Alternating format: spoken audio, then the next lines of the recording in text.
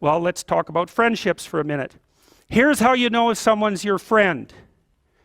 A, you can tell them bad news and they'll listen. They won't tell you why, you know, you're stupid and why that bad thing happened to you and how something worse happened to them once and, you know, derail the whole conversation. You can actually tell them bad news and they'll listen. So that's a good thing. And then this is a weirder thing.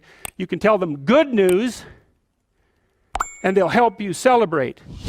And that's a really good way of deciding who you should have around you, because if you have someone around you, you know, something good happens to you and you're kind of afraid to even admit it because, you know, God, something good happened to you. It's like, you let that be known and it'll certainly be taken away.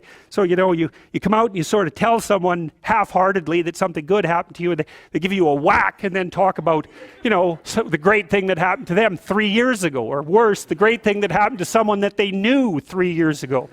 You know, it's like, go away from that person. They're not helpful to you, and they're not helpful to themselves either. And so you want to surround yourself, you got to think about this. You got to surround yourself with people who want the best for the best part of you. You can hang around with weasels and losers that are trying to pull you down to justify the fact that they're spiraling downhill as well.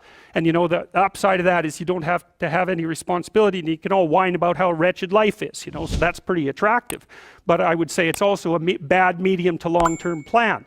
And so it's acceptable and desirable to try to surround yourself with people who are facilitating your development.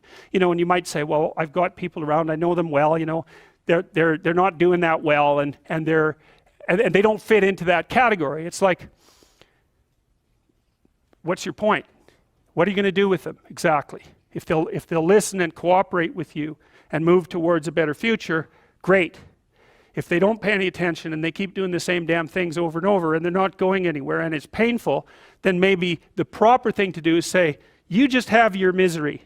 I'll go off and have my life. And maybe you'll wake up at some point in the future and think that's a better way of being. Because just putting up with it is, well, they call that enabling, right? You put up with that sort of behavior, you're providing tacit consent for it and even tacit approval. It's like, it's a bad idea. You have, I would say, both the right and the responsibility to surround yourself with people who are good for the best part of you.